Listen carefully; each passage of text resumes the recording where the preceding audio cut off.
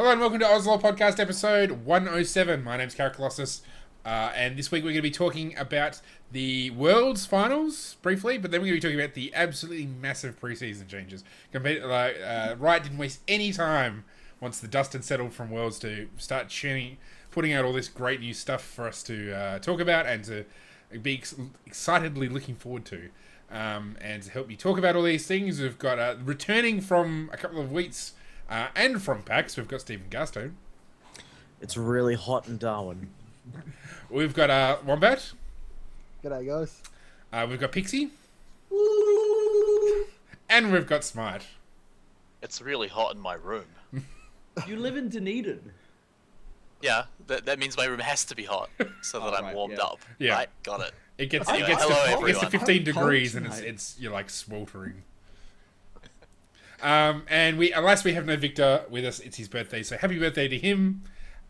He has given us a present though, which is some skin codes to be given away, some Academy Ari skin codes. So we'll be giving those out tonight if you're watching.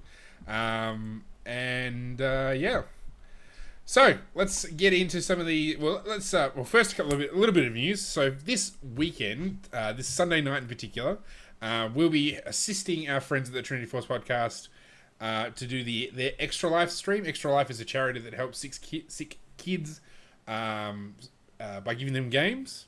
And with the Trinity Force podcast, really the whole network is doing a 24-hour stream, which will include. They got drunk streams, they got 1v1s, they've got Hearthstone, they've got D&D, they got Minecraft, and we're going to be anchoring the very end, the last 2 hours or hours. We're going to be playing League of Legends, probably 5v5 screwing around if we can get a crew together. And if you want to watch, it'll be on this channel, Trinity Force twitch.tv/TForce podcast, but you can also donate. And you can force us to do crazy things. So if you think that we should run, first by Zeke's Harbinger, or to take what's I think we've still got Sword of the Occult. If you want to take Sword of the Occult on as for me support, you can donate money, and I'll be forced to buy Sword of the Occult. Or if you think that Clarity should be the best mastery to take when you've got Zed, best summoners, you can pay money and force us to do. Inefficient things for the lulz. Or one of those random champion build generators where you just generate Bravery. Ultimate bravery. That's it. So we will maybe we'll start up a ranked 5s team purely for the purpose of doing shenanigans. So And the real winners will be whoever we go. Yeah, freeload. The freeload will be offering. Not us, whoever we play. Yeah. And the kids, of course. Hopefully the kids, yeah. So I think we'll be starting at 10 p.m. Australian Eastern Daylight Savings Time on this channel. So yes, feel free to come along, bring your wallet, be generous. It's for children, for sick kids. So, and that's not the only charity stream we'll be doing this month. Of course, November is Movember, and the always excellent guy whose name I've totally forgotten right now. Modbro? You're talking about me. Yeah, Modbro, that's it. Modbro, he's organising another MoPro, so that will be later on this month, which is for men's health, mental health, as well as physical health. So yes, we'll be doing that. Details will be revealed in the next coming weeks. So yeah, things to be a part of. All right, let's talk about Worlds. So we had the World Final on the weekend. And of course, spoilers. That's probably not. You probably already know it was SKT that won 3-1 versus Q-Tigers. TSM won, and Dyrus had a big smile on his face as he left. Yeah, that's it. Yeah. Yeah. So did Wild Turtle until he got dumped for double lift. I feel like, is it actually going to happen now that those two teams just totally swap? Like, I feel like that should happen. Yeah, well, yeah. Apparently, Turtle is going to They COG swap anyway. ADs and He's both trialing get there. Yeah. But anyway, Worlds. World Worlds. Worlds going. Well, let's talk about the actual the event itself, and then we'll talk about the games. What did people feel? Previous years they've done a big spectacle. last year in the soccer stadium, they had Imagine Dragons playing. They had, people playing taiko drums and all sorts. And they had Korean hype guy. The year before that, we had Weird Cello Chick, but also a Crystal Method and Was Borland and a orchestra. And I think season 2 was had a live orchestra as well. This year, very low key by comparison. There was a hype video, and that was it. It was a very cool video. A very cool video. To be fair, I think the opening ceremony was just Monte Cristo's outfit. Yeah. Okay. So we're comparing worlds to like previous seasons, right? You were just saying it before. We've had Crystal Method, we've had Imagine Dragons, we've had complete live performances, just blowing you away, ready for the grand final. And then this year we had Faker doing a tumble and eating some broccoli, and it was like, good on you, Faker. Like I like that. I mean, good on him doing that, but it just didn't feel the same. I mean, don't get me wrong, I enjoyed watching Worlds. I had about 20 drunk nerds in my lounge room just watching it together, and it was glorious. I really enjoyed it, but I feel like, this year, I made a few calls even. I said, oh man, I'm so excited for the pre-show ceremony. There's going to be some cool kind of hype video. Nikki Taylor's probably going to sing the world song live. And oh man, they're just doing that harrowing stuff. I bet there's going to be a cinematic. We're due for one of those. And then just none of that happens. None of that happens. Nikki Taylor isn't great live from what I've been told. So I'm not surprised that they skipped out on that one. I agree that there wasn't very much. Despite everything, though, guys, there is only one thing that really irked me about Worlds, right? And it was the fact that they had the Summoner's Rift announcer announce each player and what role they played. But here is my gripe with it. When you watch the LCS and they do like the head-to-head and they're like, and we've got Pobelter in mid lane and and all that. They say in the position. The announcer said at position, and it really threw me off. It's like Faker at mid lane. What do you mean at? Like at jungle?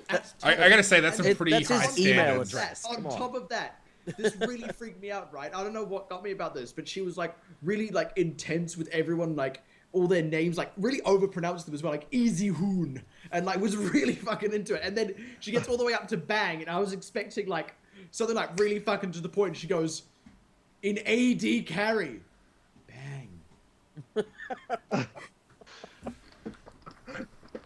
I was listening with my butt headphones and I was like, is she fucking in the room with me now? That really got to me, man. Okay, well, I wasn't hyped. I was just like, I had to change my trousers. Irritated by that was pronunciation. your open ceremony. Yeah, that was what I got out of it, guys. Yeah. I mean, I guess like it didn't feel like it was the biggest esports event. No. I mean, I heard that it was a cost thing. Like they just didn't want to spend as much money as they have in previous years, which is okay. That's fair enough. I mean, it's not like Riot stump up all the cash from this. It's not like they make money back on Worlds. So I'm not surprised that eventually the gravy train has come to the end of the line. It was still just a little bit disappointing, but I mean, this is the first year that it hasn't got bigger. Like every year, the stadium has exponentially got larger and larger, and this year it halved in size, or more than half from last year. I would say half. They've reached a limit. I think that's the thing, though. Like once you're selling out massive stadiums, right? You do actually reach a limit of like the biggest you can go, because the biggest crowd you can get is just whatever happens to be the biggest stadium in the world. I don't know. I quite liked the concept of this Worlds because it's starting to feel like Worlds. Like last year going to Korea instead of North America, I thought that was cool, but it could also be read as, okay, you can call Korea the home of esports. That's what it really is. But the fact that they then did this one in Europe, it does actually feel like Worlds is a thing that's going to tour the world each year. I'm not so fussed that they didn't sell as big a stadium. I agree that it didn't feel bigger in a lot of other ways, not just the stadium, but I think not having as big a stadium isn't as big an issue. Yeah, the last thing on my mind was the size of the crowd and the size of the stadium. Yeah. Like, the Berlin crowd were pretty great. Like, I enjoyed them. They made it feel like a big world final. Like, during the games, it was fine. It was excellent. I really enjoyed. I think it felt like the world final. Although, I would have been happier if Paris was the world final location. I mean, that was just the best crowd by far. Yeah, with the baguettes. I mean, like, it would have been comparable size, crowd-wise, to Staples Center. So Staples Center was like, I think about 18,000. Wasn't it like Mercedes-Benz Arena in Berlin it would have been somewhere between 14 and 17,000. So it's roughly a similar sort of size crowd. I mean, obviously South Korea is a much bigger venue for esports in general. Like, they actually have TV stations dedicated to it. You know, it's a bigger deal there. So I mean, it's always going to be hard to match that sort of level of intensity. Yeah. Well, if you wanted to sell a bigger stadium, you would go to Brazil, where they have like football stadiums that do 70,000 people. You know, but it's not about, you know, filling the biggest venue you possibly can. It is about, I think, taking esports to the world, because as much as it's not quite this black and white, it can very much be argued that League of Legends was like the first big esport that just blew everything out globally. You know, we see it on a scale in the West that we haven't really seen other esports. Yeah. And a lot of that was driven by its early popularity in Korea, sure. But my point is, I like that, given that it's touring the world, you know? Yeah. I mean, even something like Dota 2, like, I remember the hype, like, would have been last year when they first did the big prize pool for the international, where it was like they did the crowdsourcing thing, and it's like, oh my gosh, they made $12 million, and this year I don't think they quite made the same amount. So it's one of those things that there is actually a hard limit to the amount of interest in esports. Yeah. And we're probably going to stay at that limit for a while. So, and that's fine, as long as it's sustainable at that level. That's awesome. So let's talk about the games themselves. What do people think? So, I mean, the basic breakdown was SKT stomped in game 1 and 4. They were losing game 2 and turned it around, and game 3 they were losing and then they lost. Well, so game 2, that SKT were not playing an SKT game. Like, they had a second mid lane inner turret tower dive where they blew both flashes to try and secure first blood and failed. Yeah. And then just they had to deal with that for quite a long time, and they still managed to win. And yeah, that was just really weird to see. Like, to see SKT playing that sort of opening strategy, like, well, let's just risk it all. And like, it was kind of like when TSM picked Teemo and then flash for a kill under tower and failed to get it. I was just like, what the hell are you guys doing? This is not you. The level 1 play, but it was like, I think shortly after they did another crazy kind of tower dive. Yeah, they tried to I think it has to. Yeah. I think it has to be said that it was the biggest testament to just the sheer difference in skill between these two teams, that even the game that SKT lost, like, there's no two ways about it, SKT threw that game harder than an East End whore throws baby against a wall. Like, it was ridiculous.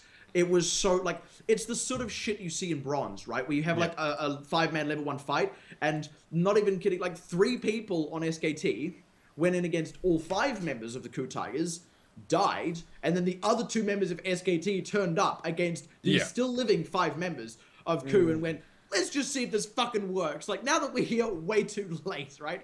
Which, like, it seriously is something very bad players do. It's not even something you really see from, like, gold upwards. Like, you see it a little bit, but, like, it was just... The thing is, right, given what I would say is the biggest throw I've ever seen in professional League of Legends, excluding, like, maybe Season 1, right?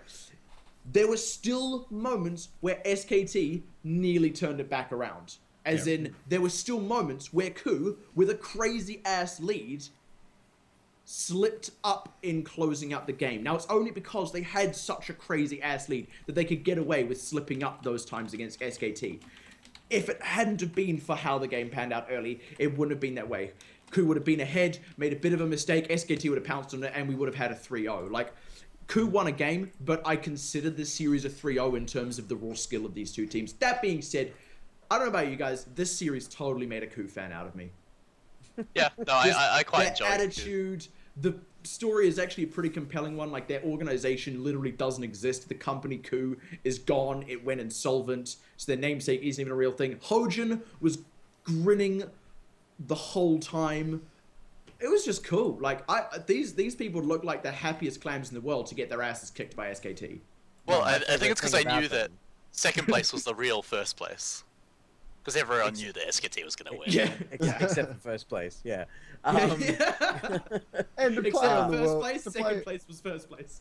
My favorite thing is got to be the cheer from the crowd. The "Goo Tigers," you know, just the way that the crowd "goo," like that sound was marvelous. You know, And you can't hear that anywhere else. In terms of how good the matches were to actually watch rather than how they were played out, I've got to say, Faker bored the hell out of me. I was so mad at some of his picks, not because I thought they were bad picks, and I don't blame him for taking those picks, but it's just like, I don't want to watch Faker play Lulu. Yeah, I don't want to watch Faker play Rise again, even though he did.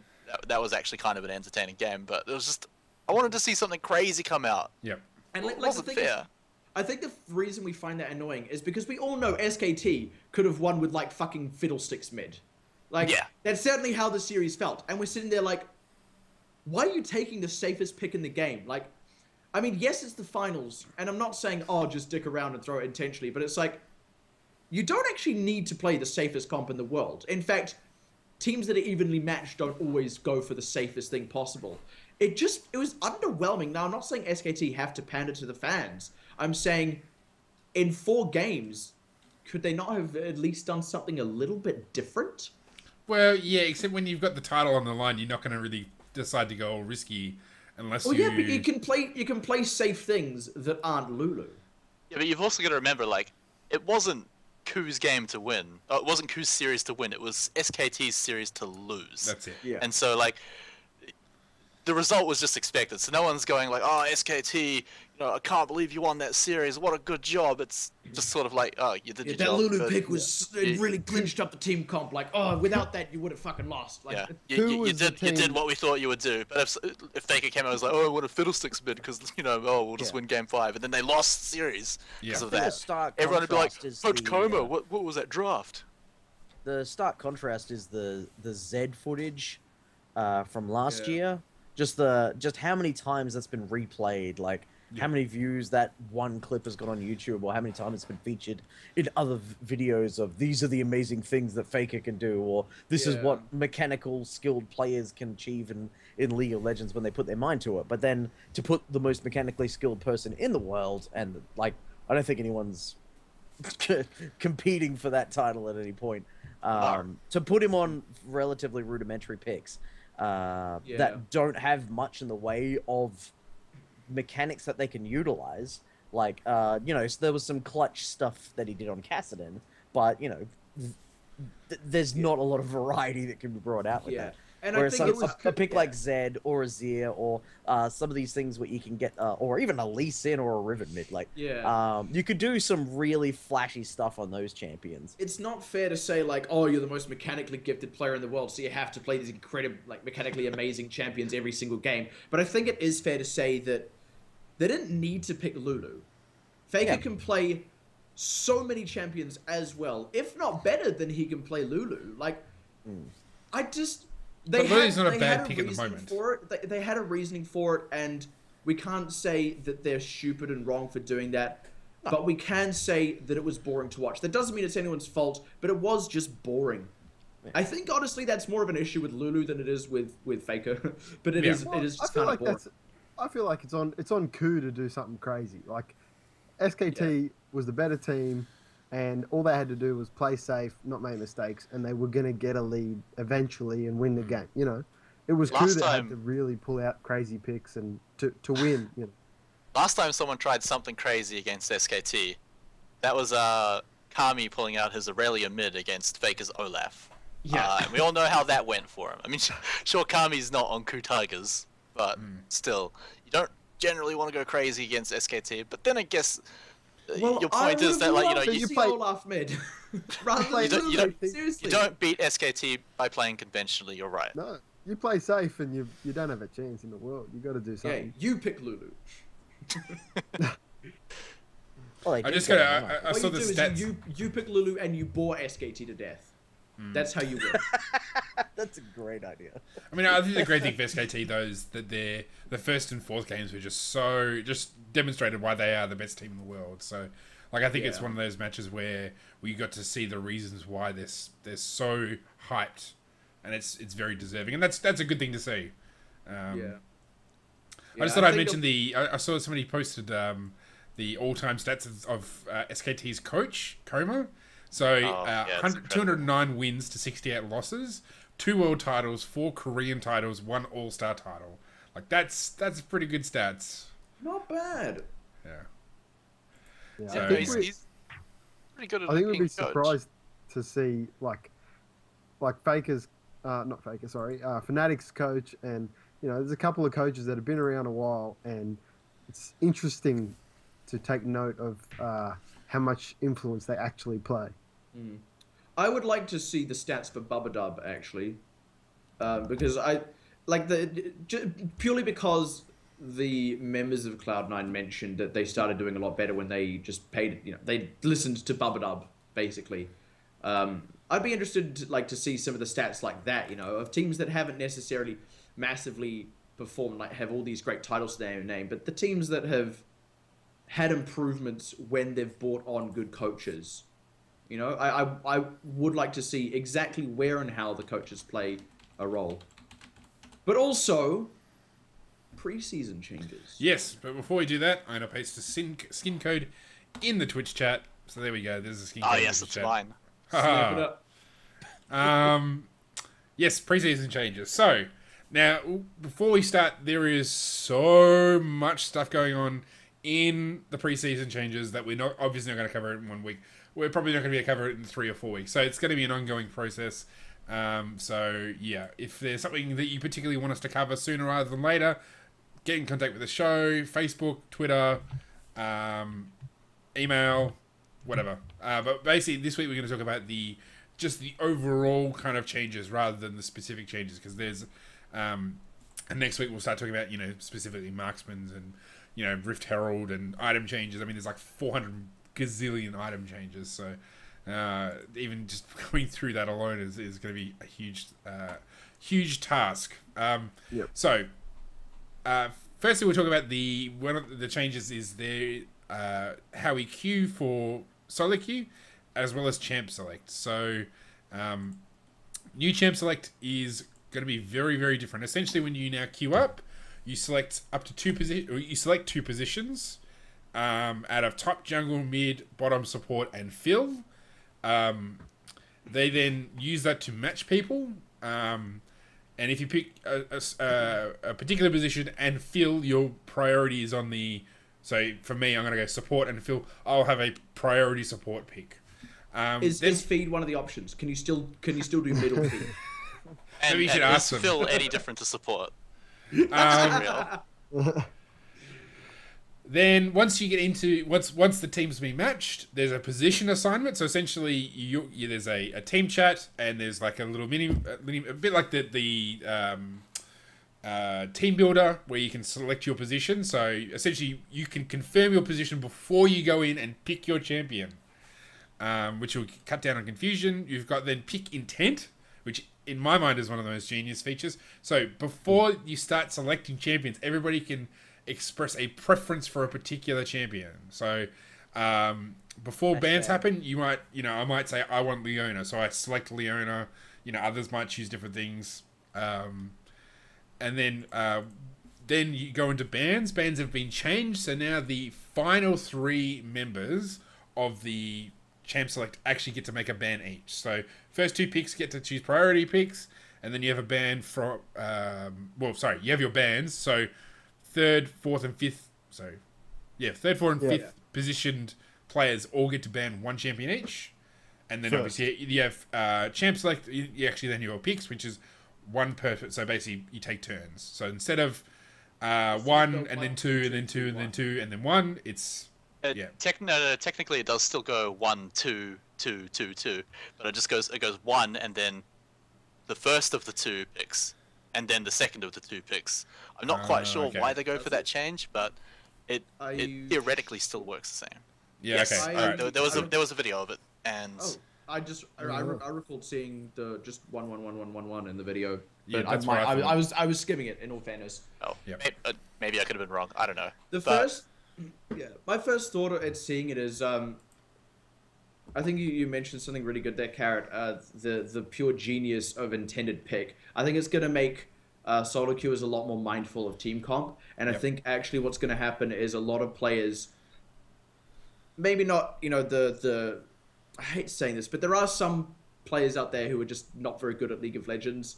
Those players don't particularly know much about strategy anyway. They're not going to be more mindful of team comp because of this, but there are going to be a lot of players who now are, and I think that'll really start to show more around the middle parts of the ladder. Maybe high silver, through to gold, plat, and all that. I think that's where we're going to see at least a little bit of that coming through. Like, oh, hey, we've got someone who wants to play Yasuo, and a couple of people who are looking at, knock-up intensive champions. Yeah, cool, this works. Or like, maybe Yasuo isn't quite right for this team comp, buddy. Look at what the rest of us are playing. And I think people will become a bit more appreciative of that because the picks aren't so trickle-fed.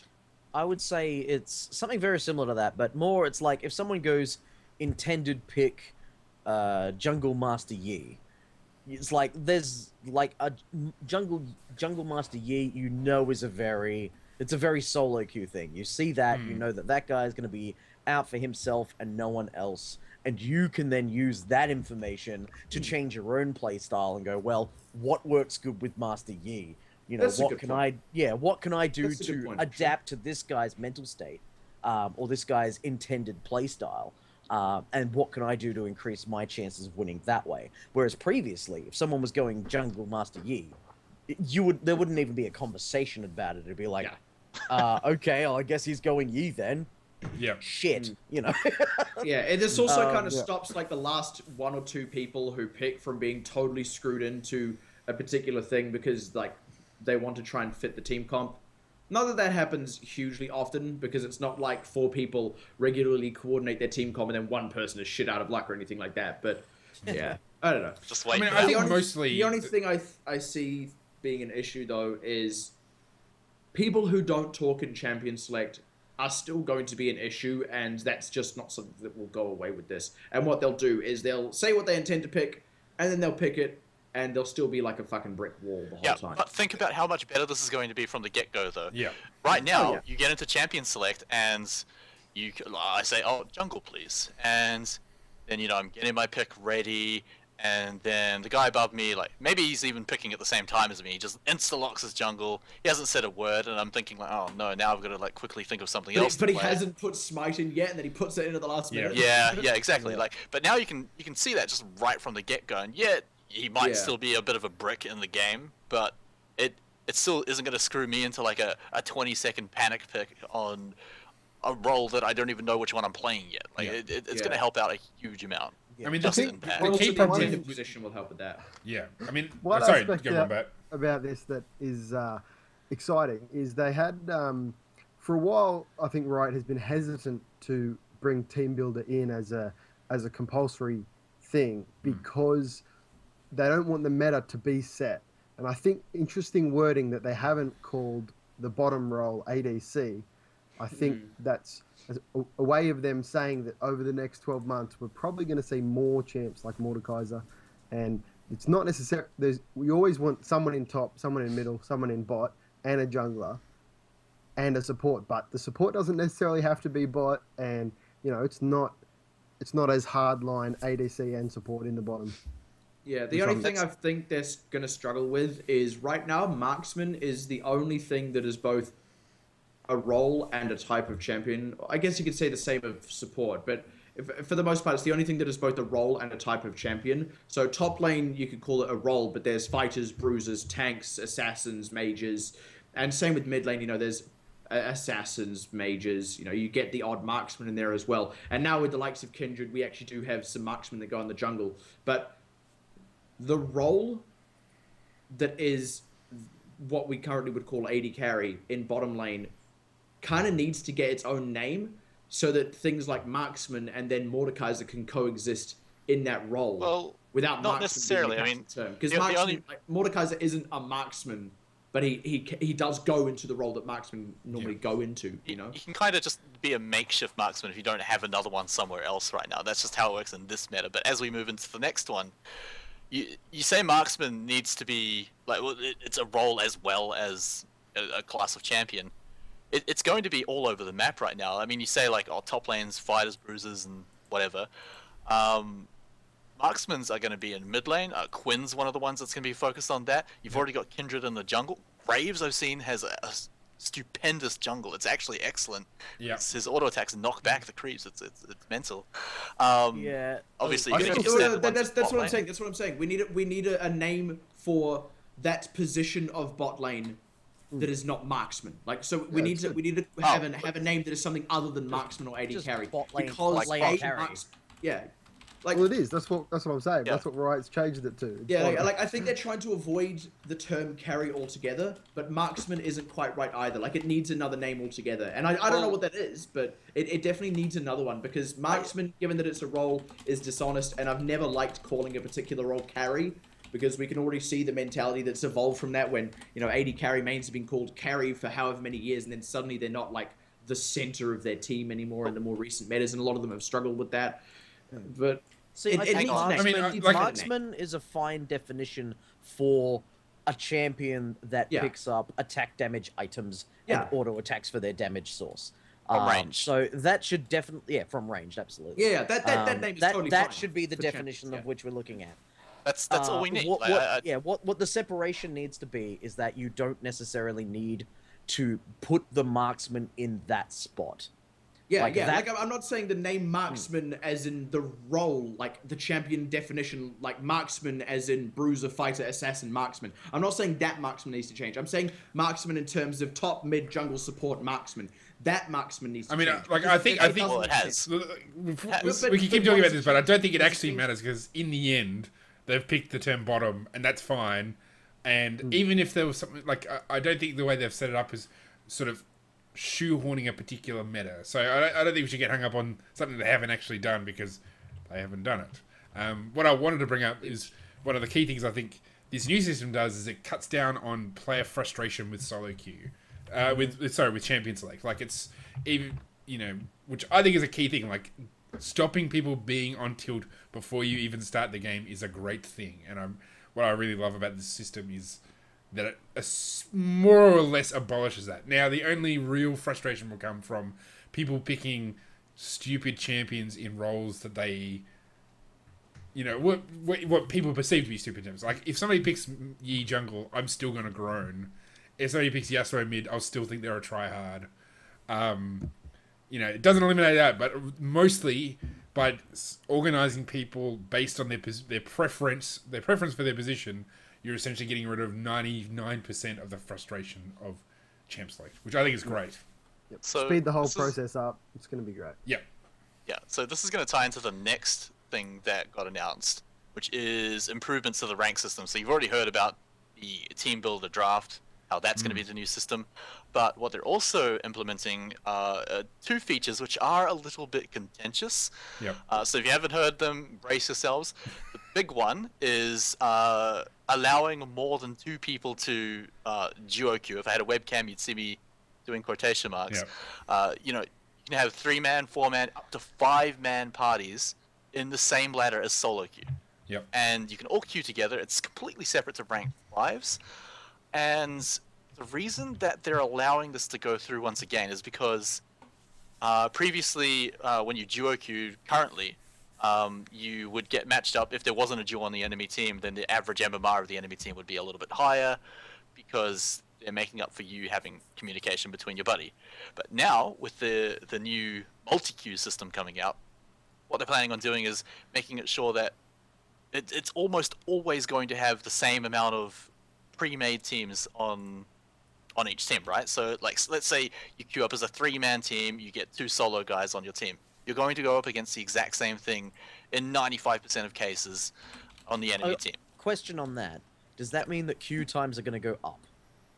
No. No, apparently not. They've so they're looking at changing up the formula. So the way the queue time currently works, like if you're having like those 30-minute type queue times, it's because what I gather from what they're saying is, as time goes by, they slowly widen the range. So at that 30-minute mark, the range is wide enough for you to finally get into a game, and that means there could be some people quite a bit above you because it takes its time to get to there. What they're doing with this is they're just expanding the range like the initial range a bit as well. So you'll get into what would have been that 30-minute queue time game a bit earlier. That's basically how they've phrased it. Which I think in reality for OCE Challenger was even higher than that. I mean, this is essentially an article written in NA. I'm pretty sure the pros in OCE were enduring like hour-long queue times. So for them, which is when they get to play other games. Yeah, well, also, that's I want to say, I know the topic's kind of past, but it turns out I'm an idiot. The role is called bottom in Champion Select. I misread it. I also misheard Luke. You can ignore absolutely everything I said on that. My utmost apologies. You should make that the episode title, Garrett. Yeah. You can ignore everything I say. Sure. All right. put it in the document. I'll make sure it goes there. Well, building on from the multi-queue system, in answer to your question, really, for most players, unless you're like high diamond, even queuing as a multi-group, like 3, 4, 5-man group, it's really not going to affect your queue time. I mean, normal queues are still fine. Even when you queue with 4 or 5 people, it's probably going to be similar to that. Especially because you still have to all be similar rank when you queue up in the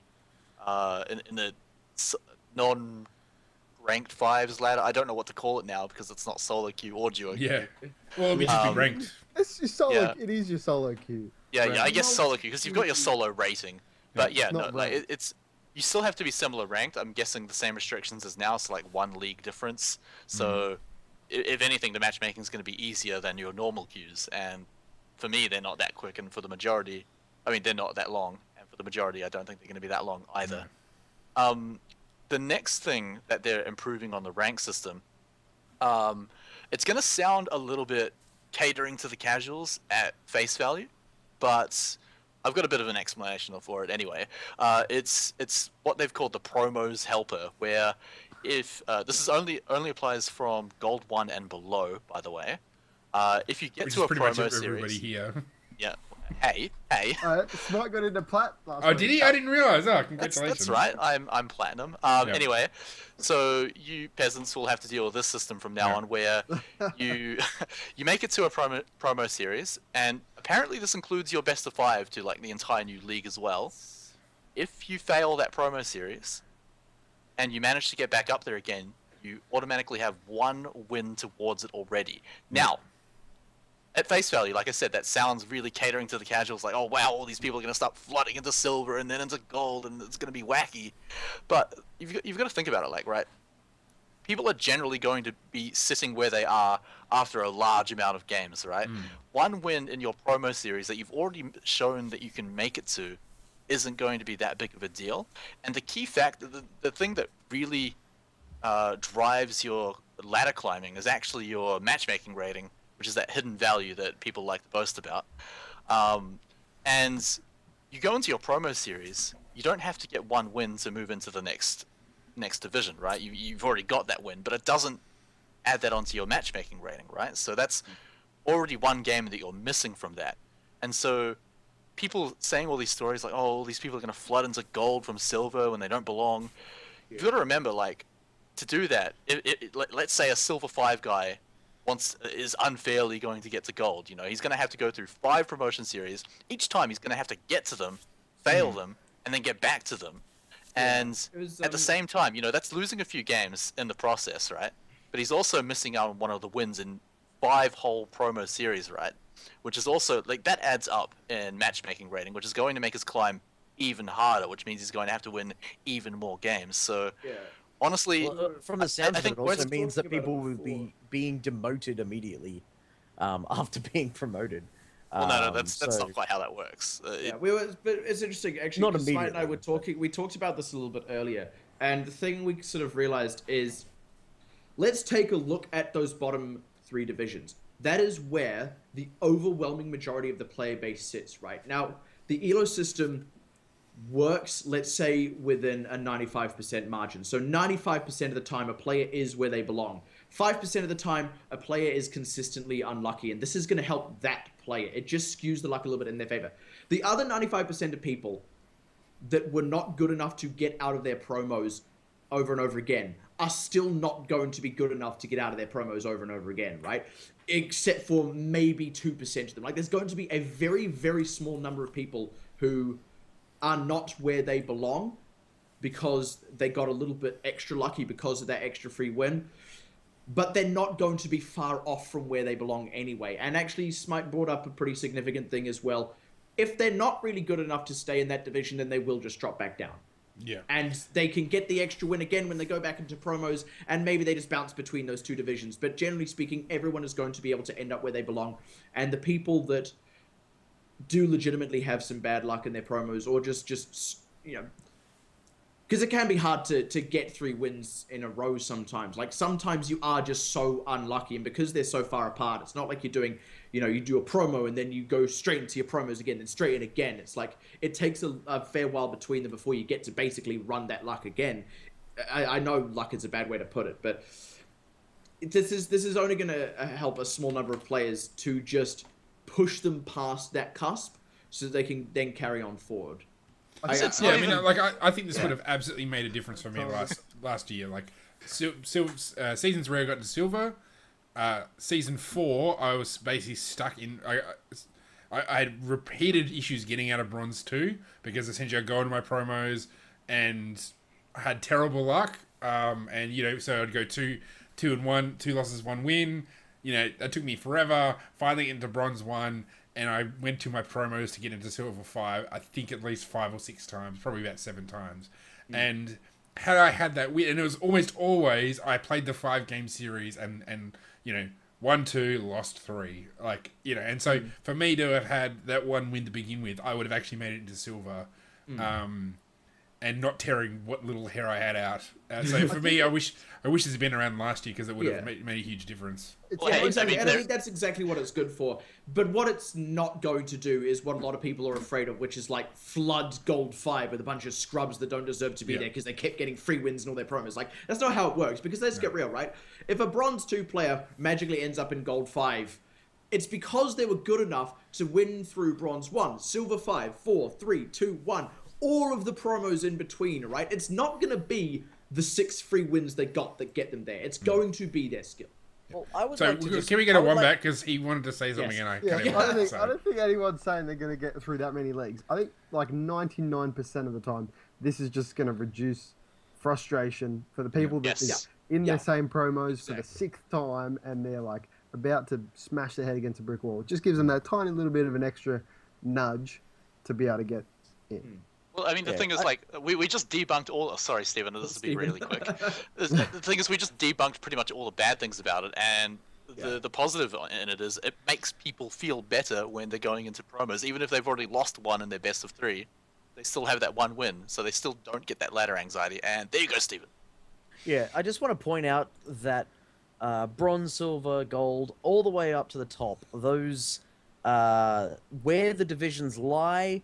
and what they are represented by is completely arbitrary. Yeah. Like, when you say, I'm in gold, it's like, oh, wow, that sounds amazing. But there's, like, platinum, and then there's, like, diamond, and then there's challenger, there's there's, like, many, many levels above gold, which is what we would normally attribute with number 1, you know, like, in like, an Olympic measurement. So, like, the names of those divisions are completely arbitrary. And the placement of where it is in relation to MMR, like, the MMR, the invisible matchmaking score in the background, is your true matchmaking thing. Like, that's the thing that matters more to your gaming experience. The bronze, silver, gold, and everything like that. That's just a title that they've kind of arbitrarily chucked onto the top of it to basically give people a sense of progression, and don't get me wrong, it works as an idea, but it's like saying that all of these silver scrubs got into gold doesn't really mean anything when you consider that fact, you know? Yes, just, exactly. I want to put that sort of thing into perspective, because... Well, and the thing is, in reality as well, like, even if something like that is happening, like, let's say in every division, there's 10 players who are actually the division below, but have managed to cheese their way through because they won free win, right? People are going to complain about it in Gold 5 because it's going to be people coming in from Silver 1.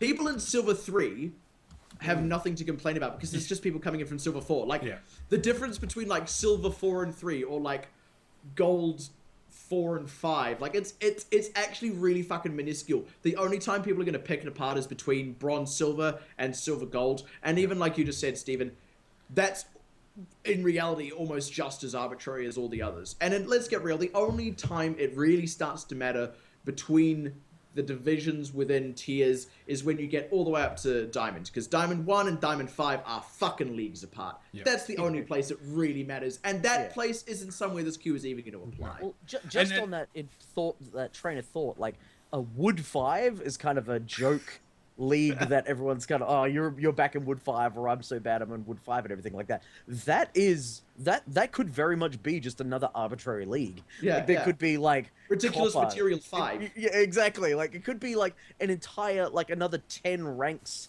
to separate bronzes from copper, and like I propose copper we start to aluminium.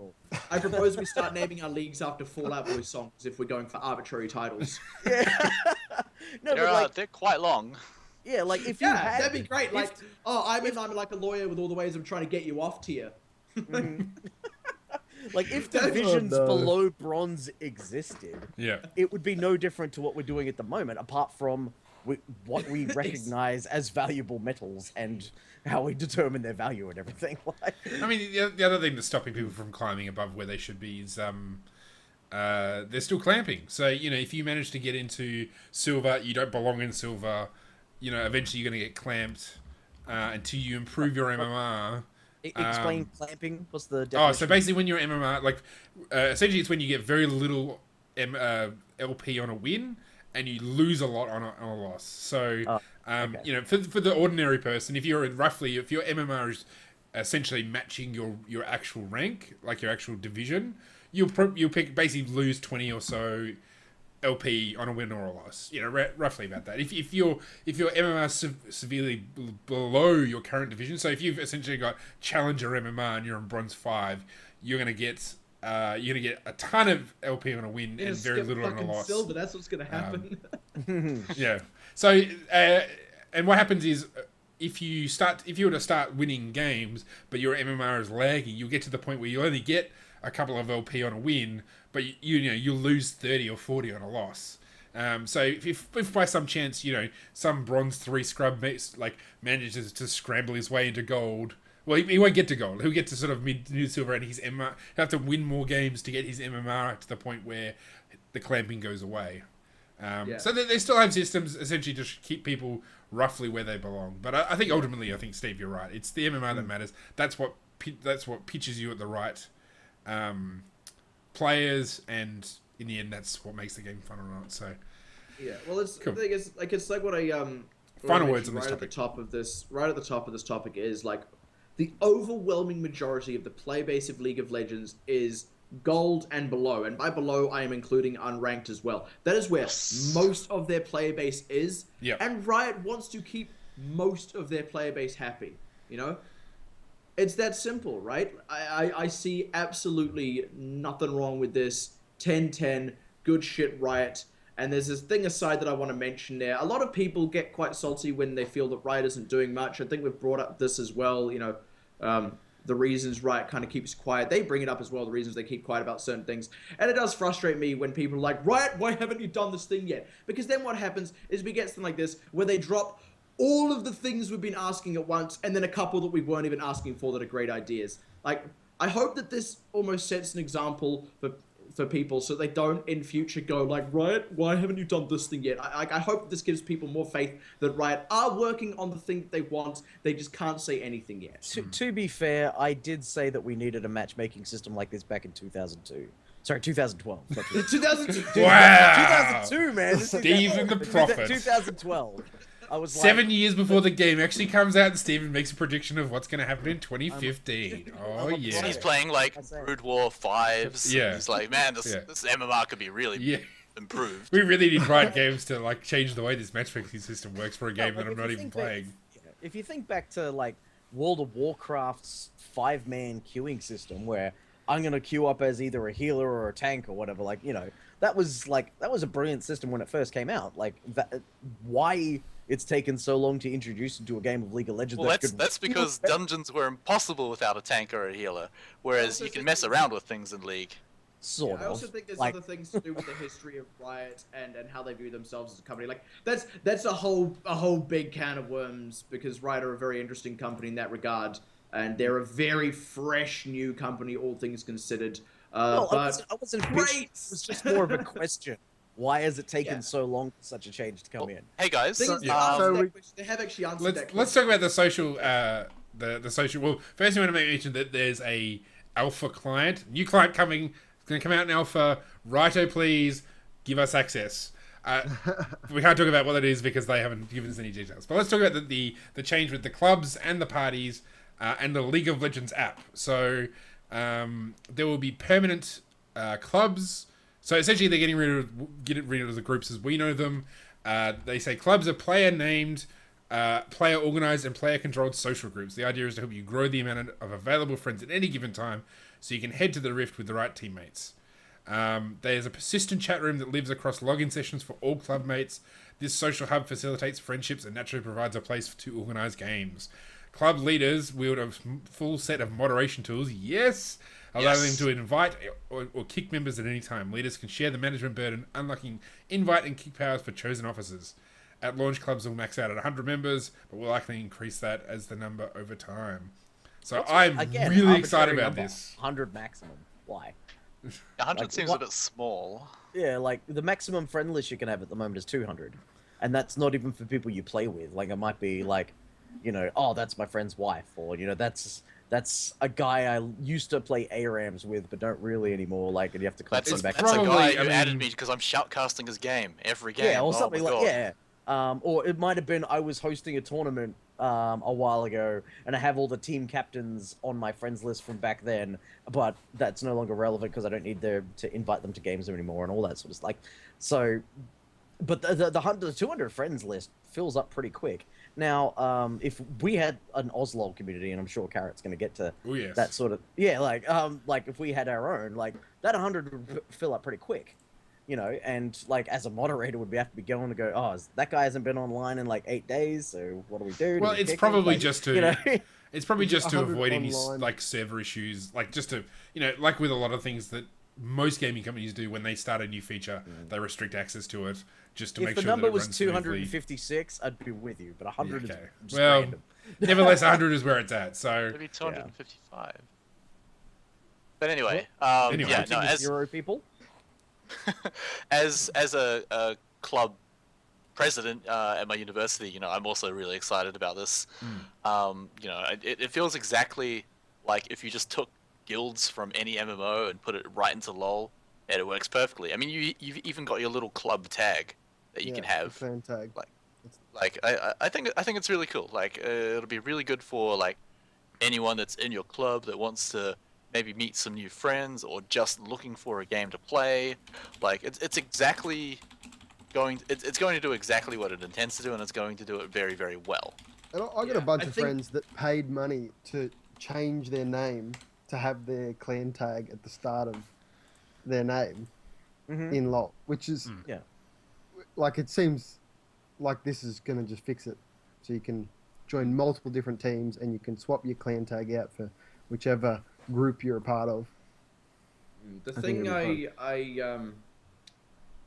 just because this is something that's still kind of on my mind, because I was very heavily involved with the Dwy gaming community for a very long time. I ran their Oceanic division. They still exist in North America, and all of a sudden the group just kind of died. Like they were at the point where they were running like 3 pretty significant events a week, and then community prizing just disappeared. Like it got taken out from underneath communities, and a lot of communities, the smaller scale ones that can't quite put money into stuff but are big enough to be running a lot of regular events, they just collapsed. They totally disappeared, right?